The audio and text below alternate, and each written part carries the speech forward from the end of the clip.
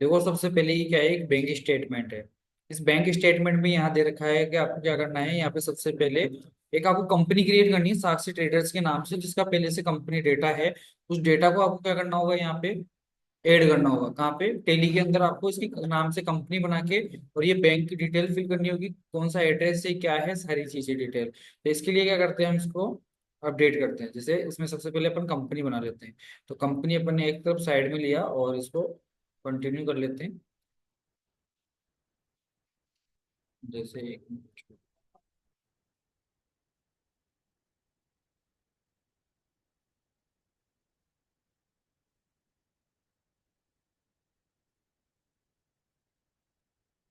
सबसे पहले हम इसको बड़ा कर लेते हैं। अब देखो यहाँ पे एक ओल्ड के करेंगे, और ओल्ड के करके क्रिएट करनी है कंपनी। बैंक स्टेटमेंट किस तरीके से चढ़ाया जाएगा, कुछ बैंकिंग की नॉलेज भी ले लेते हैं अपन। तो बैंकिंग की नॉलेज के अकॉर्डिंग यहाँ पे सबसे पहला पता होना चाहिए आपको कि यहाँ पे कंपनी का नाम दे रहा है सबसे पहले साक्षी ट्रेडर्स। अपन कंपनी बना रहे हैं उनके लिए भी, ठीक है। बैंकिंग की नॉलेज भी ले लेंगे, बट थोड़ा बहुत जैसे ट्रांजेक्शन से रिलेटेड नॉलेज लेंगे अपन, ठीक है। तो यहाँ पे साक्षी ट्रेडर्स,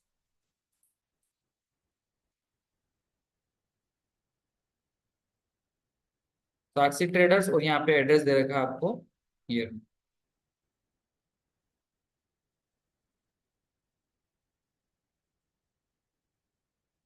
फिर यहाँ पे गणेश नगर, जैसे इसमें थोड़ा सा स्पेस का इश्यू है।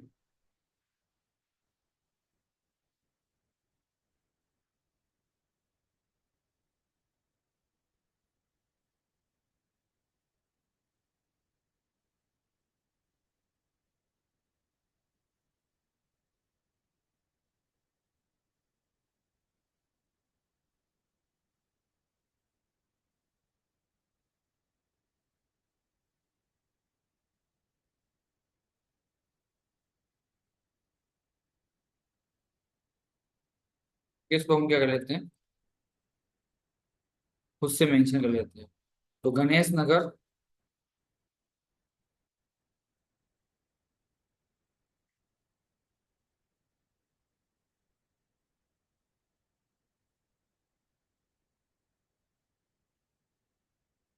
मैन निवारू रोड,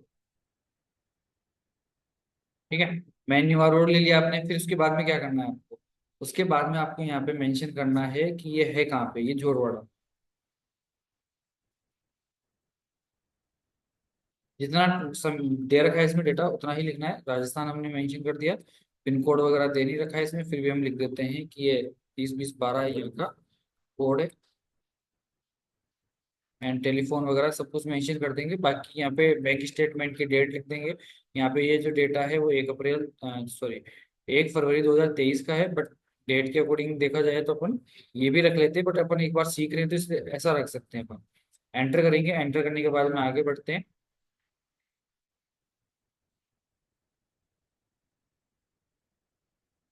ये ऑप्शन आ गया अपने पास। इसमें बिल वाइज को नो रखना है हमें। और बाकी आपकी इन्वेंट्री वगैरह है वो काम में आएगी नहीं, तो आप इनको भी नो रख सकते हो। बाकी आपके पास ये जीएसटी का ऑप्शन है, तो ये भी वर्किंग में काम नहीं आएगा आपके। वही नॉर्मल एंट्री आए, बस आपको सभी नो रखना है, बाकी एंट्री करनी है। एंट्री करेंगे तो सबसे पहले आपको क्या करना होगा कि एचडीएफसी बैंक का पहले से कोई स्टेटमेंट नहीं चढ़ा हुआ है, फर्स्ट टाइम चढ़ा रहे हैं, तो यहाँ पे एचडीएफसी बैंक का लेजर क्रिएट करना होगा। तो क्रिएट में जाएंगे, क्रिएट में जाके यहाँ पे दे रखा है एचडीएफसी बैंक। तो एचडीएफसी बैंक है, तो यहाँ पे लेजर क्रिएट करना है आपको एचडीएफसी बैंक का। एचडीएफसी बैंक बैंक अकाउंट में डालना है आपको। एंड यहाँ पे बैंक स्टेटमेंट के अकॉर्डिंग यहाँ पे जैसे आपका अकाउंट नंबर होगा, ये यहाँ पे होना चाहिए। ऐसे आपका आईएफएससी कोड है।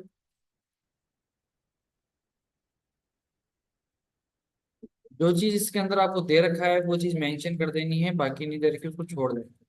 यहाँ पे आपकी ब्रांच है, ब्रांच दे रखा है यहाँ पे जोटवाड़ा, ठीक है। और यहाँ पे चेक रेंज होती है, अगर first time bank account open कर रहे हैं तो यहाँ पे चेक रेंज डाली जाती है, अदरवाइज नहीं डाली जाएगी। क्यों, क्योंकि यहाँ पे जब जो आपका बैंक स्टेटमेंट है उसमें अलग अलग चेक आते हैं, ठीक है। तो यहाँ पे बाकी बैंक का एड्रेस डाल देना।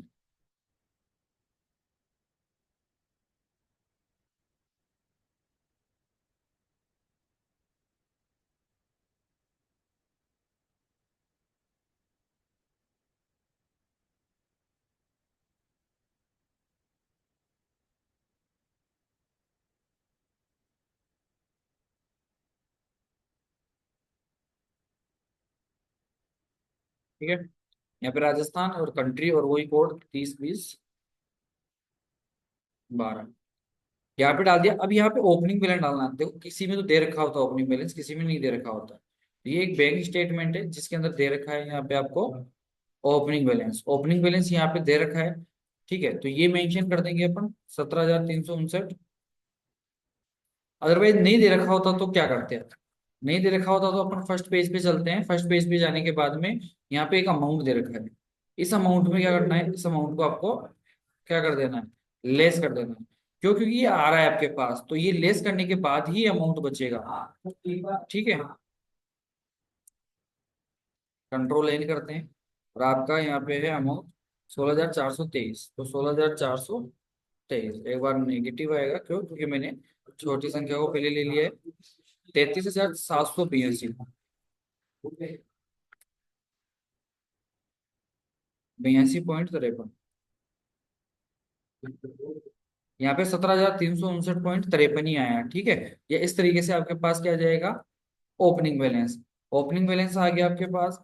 इसके बाद में क्या करते हैं, इसको सेव कर देते हैं। ये डेबिट ही रहेगा क्योंकि ऐड हो रहा है, प्लस में है। ठीक है, बैक आ जाएंगे, अब फर्स्ट एंट्री करेंगे। उससे पहले मैं बता दूं आपको, एक चीज होती है जैसे बैंक की एंट्री करते हैं, इसमें लिखा हुआ है सबसे पहले एनईएफटी। एनईएफटी होता है, आरटीजीएस होता है, आईएमपीएस होता है। तो एनईएफटी क्या होता है, नेशनल इलेक्ट्रॉनिक फंड ट्रांसफर होता है, जिसमें आप 1 रुपए से लेकर 10 लाख तक के बीच के ट्रांजेक्शन करते हैं। तो उसके अंदर आप टाइम पीरियड होता है, उसके बीच में आप उस अमाउंट को रोक भी सकते हैं, मतलब पेमेंट को रोक भी सकते हैं। इस तरीके से आरटीजीएस होता है, रियल टाइम ग्रोस सेटलमेंट होता है।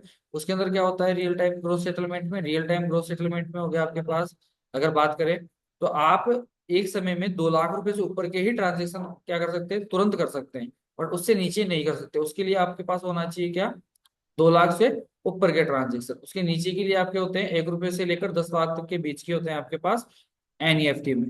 और 1 रुपए से लेकर जीरो, मतलब किसकी जिसकी कोई भी लिमिट नहीं होती है, ना तो 1 रुपए से है, ना कोई 10 लाख तक है, ना 2 लाख तक के, वो होता है एमपीएस, इमीडिएटली पेमेंट सर्विस होती है वो। ठीक है, तो इस तरीके से फर्स्ट एंट्री है, तो फर्स्ट एंट्री करते हैं।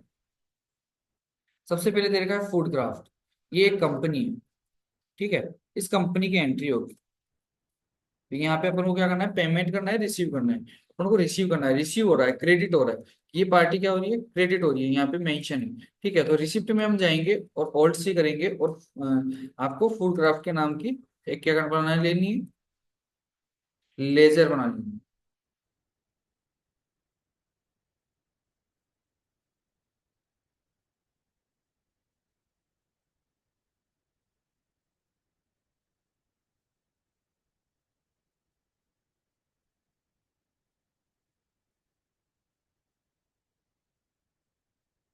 क्राफ्ट प्राइवेट लिमिटेड हो गया, फिर एंटर करेंगे। एंटर करके ये किस में जाएगा, जब हम रिसीव कर रहे हैं तो ये डेटर्स हो गया। ठीक है, एंटर करेंगे, यहाँ पे कुछ भी मेंशन नहीं करना है। यहाँ पे आगे बढ़ेंगे तो अमाउंट कितना दे रखा है यहाँ पे, यहाँ पे अमाउंट दे रखा है आपको 16,423। यहाँ पे डाल देंगे हम 16,423। ठीक है, पॉइंटों में कुछ भी नहीं है। एंटर करेंगे, एंटर करते ही यहाँ पे आपके बैंक पूछेगा, तो बैंक ले लेना है एचडीएफसी। तो अभी एचडीएफसी में आपने 17,000 कुछ डाले थे अमाउंट। ठीक है, और यहाँ पे आप ऐड हो गए, तो ऐड होते 33,782.53। तो ये अमाउंट कहाँ दिख रहा है अपन को, ये अमाउंट यहाँ दिख रहा है अपन को। ठीक है, करंट बैलेंस जो भी एचडीएफसी बैंक के नीचे है यहाँ दिख रहा है। एंटर करेंगे, एंटर करने के बाद में चेक लिखा हुआ है कि ये जो आपने पेमेंट किया, चेक से किया किससे किया। तो एंटर करके आपको वापस बैक स्पेस करना है। उसमें दे रखा है एनईएफटी। एनईएफटी में आपको ई फंड लेना है। ई फंड में मतलब अकाउंट नंबर वगैरह सारी चीजें ली जाती है। ठीक है, तो यहाँ पे ई फंड सेलेक्ट करेंगे और यहाँ पे इंस्टेंट नंबर। तो इंस्टेंट नंबर तो यहाँ पे आपको क्या दे रखा है, कुछ भी नहीं दे रखा, अकाउंट नंबर वगैरह तो कुछ है ही नहीं। तो ये क्या डाल देंगे अपन, कोड डाल देंगे यहाँ पे। यहाँ पे डाल दिया आपने। अब यहाँ डालने के बाद में एंटर कर देंगे और यहाँ पे बैंक का नाम दे रखा है, ये तो आईसीआई, मतलब आधा तो दे रखा है, तो ये किस बैंक से हुआ उसके अकॉर्डिंग यहाँ पे स्पेसिफाई पे जाएंगे। एंटर करके यहाँ पे नॉर्मली लिखना ही है। ठीक है, एंटर करके यहाँ पे नरेशन मेंशन कर देना है,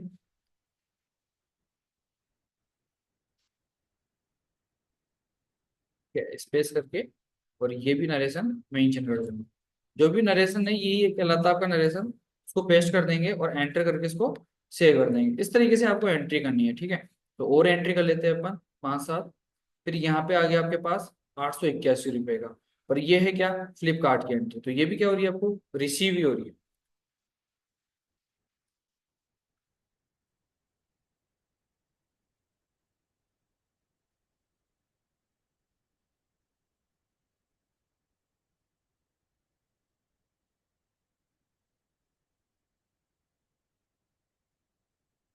ठीक है, फ्लिपकार्ट इंटरनेट प्राइवेट लिमिटेड, ये भी कंपनी हो गई।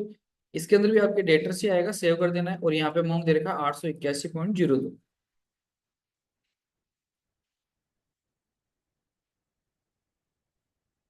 एंटर करेंगे, एंटर करके यहाँ पे क्या कर देना आपको, यहाँ पे मेंशन कर देना आपको HDFC बैंक। हर बार HDFC बैंक आएगा। इस बार ऐड होते हैं आपके, देखो यहाँ पे 34,663.55 है, तो यहाँ पे 34,663.55। इस तरीके से क्या हो जाएगा, आपको शो होने लग जाएगा। अब यहाँ पे भी NEFT दे रखा है, तो आपको NEFT के लिए बैक जाना है, और ए फंड सिलेक्ट करके, और यहाँ पे क्या कर देना आपको, अमाउंट आ जाएगा, और ये आपका कोड हो जाएगा। तो जिससे ट्रांजेक्शन किए गए वो इंस्टेंट नंबर आ जाएंगे आपके, और यहाँ पे क्या हो जाएगा, कौन से बैंक से उसका नाम आ जाएगा, दे रखा है तो डाल दो, नहीं तो आप एंटर करके छोड़ दो। नरेशन में वही चीज है कि आपको वापस डालनी होगी ये चीज।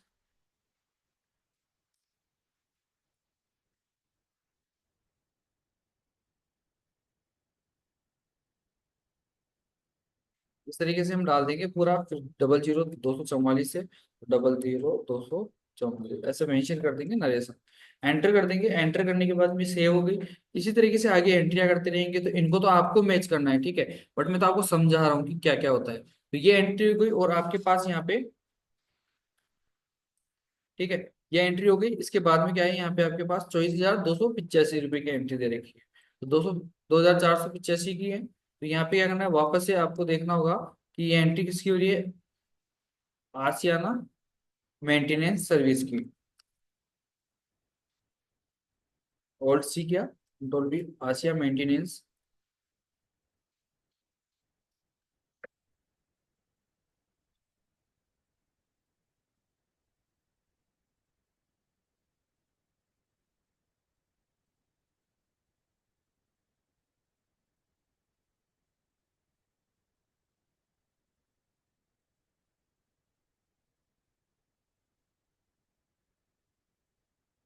Maintenance service.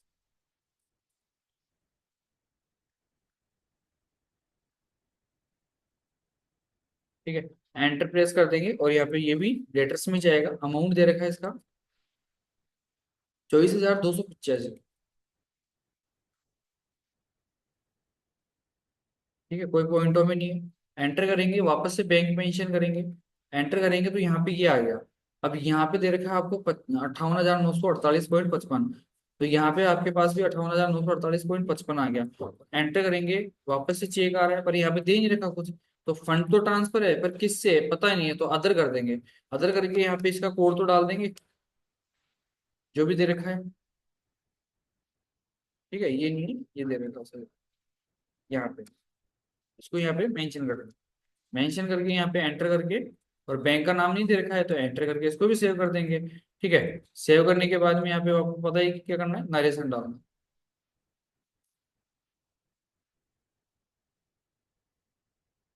ठीक है, एक बार तो सेव कर दिया। ऐसे ही ये करने के बाद में 80,000 की भी एंट्री होगी। ठीक है, आगे की भी एंट्री होगी, पर इसमें आगे का प्रोसेस समझते हैं।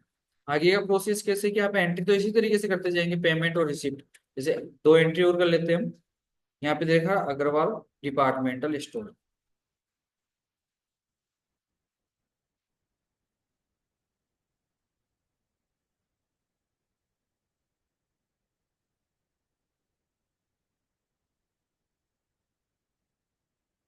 इसमें आएगा आपके पास वही डेटर्स, और यहाँ पे क्या डाल देंगे हम, 80,000।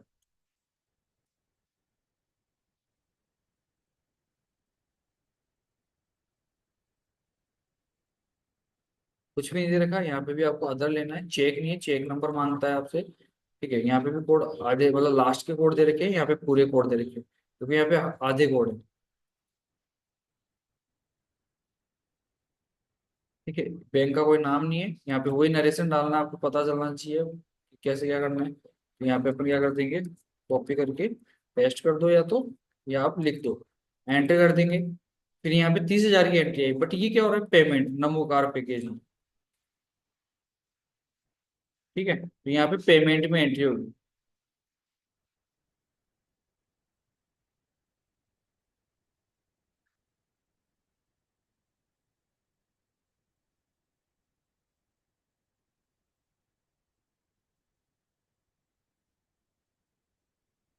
यहाँ पे क्या नहीं आएगा, डेटर नहीं आएगा, यहाँ पे क्रेडिटर आएगा। तो कंट्रोल एंटर करके मैंने वापस लेजर ओपन करके इसमें डाल दिया, और यहाँ पे 30,000 अमाउंट एंटर करेंगे। एंटर करने के बाद में यहाँ पे HDFC बैंक आ गया। अब यहाँ पे देखेंगे कि 1,08,948 आ रहा है या नहीं आ रहा है ना। इसी तरीके से आपको मैच करते जाना है, और यहाँ पे क्या दे रखा है, फंड ट्रांसफर, तो यहाँ पे भी पे करके आपको अदर ले लेना है। ठीक है, और इसको सेव कर देंगे। ठीक है, वो नरेशन का ध्यान रखना है। अब इसके बाद में क्या है कि जैसे यहाँ पे कोई एंट्री करते जा रहे करते जा रहे करते जा रहे, पर किसी चीज के बारे में समझ में नहीं आ रहा। अब जैसे ये एक एंट्री है, ओनली समझाने का पर्पज से, नहीं तो लाइन से करनी है आपको, और अमाउंट मैच करते जाना है साथ में। अब यहाँ पे देखो नेगेटिव ही जा रहा है। अब यहाँ पे क्या हो रहा है, EMI जा रही है, EMI का पता नहीं है आपको कि किस चीज की EMI है, तो उस कंडीशन में हो तो पेमेंट ही रहा है। तो जब नहीं समझ में आया ना कि किस चीज की एंट्री है, तो वहां पे सस्पेंस का लेजर बनता है।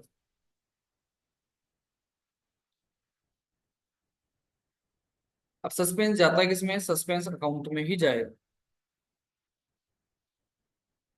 सस्पेंस सस्पेंस अकाउंट में ही जाएगा।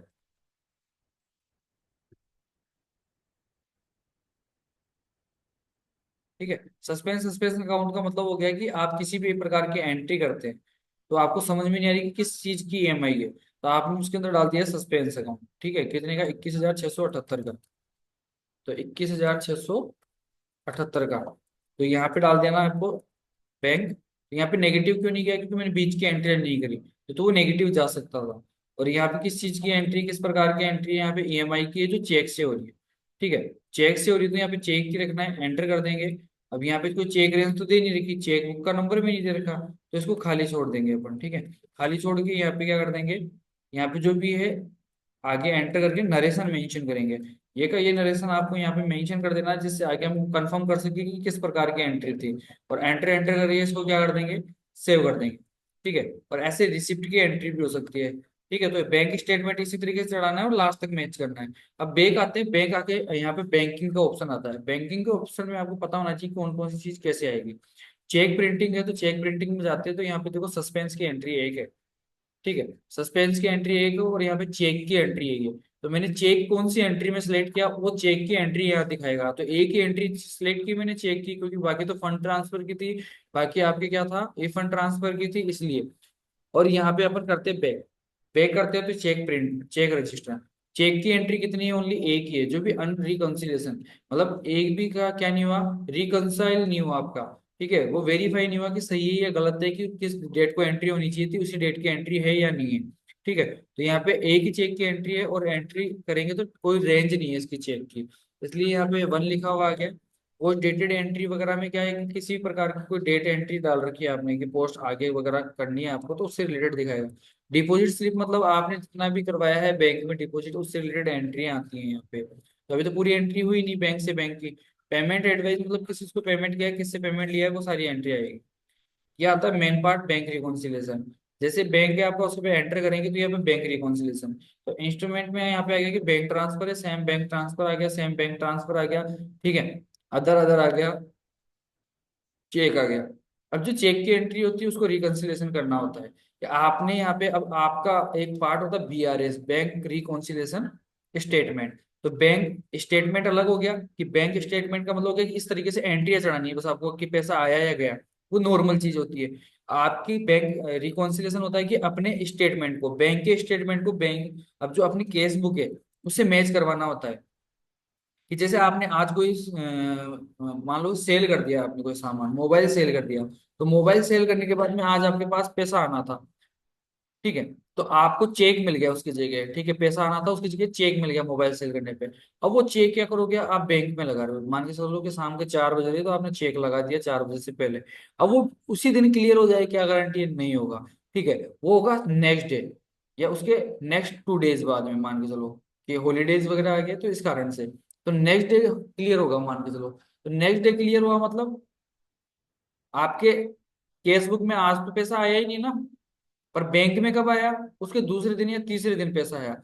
जिस दिन भी आपके वो पैसा आया, उस दिन की डेट की एंट्री आपको यहाँ पे मेंशन है। जैसे 1 अप्रैल है, यहाँ पे डालना होगा 2 अप्रैल, कि मेरे पास पैसा आया 2 अप्रैल को, तो मैंने 2 अप्रैल डाल दिया। तो बैंक रिकॉन्सिलेशन का पार्ट यही होता है, देखो ऊपर लिखा हुआ है रिकॉन्सिलेशन, कि मतलब यहाँ पे आपके पास वो पैसा कब आया बैंक में, वो डेट डालनी होगी। डेट डाल के एंटर कर देना है। ठीक है, वो डेट डल गई तो सेव भी हो गया। अब बेक करते हैं।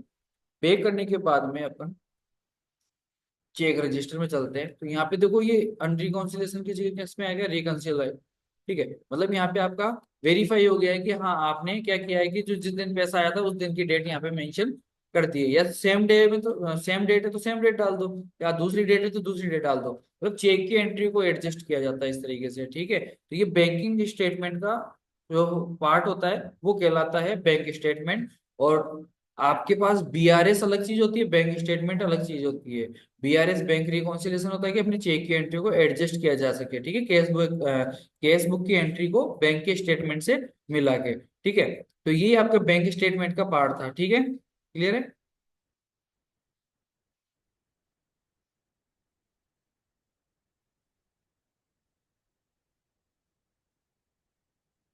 ठीक है, इसकी प्रैक्टिस के लिए ना मैं एक स्टेटमेंट है मैं आपको शेयर कर दूंगा।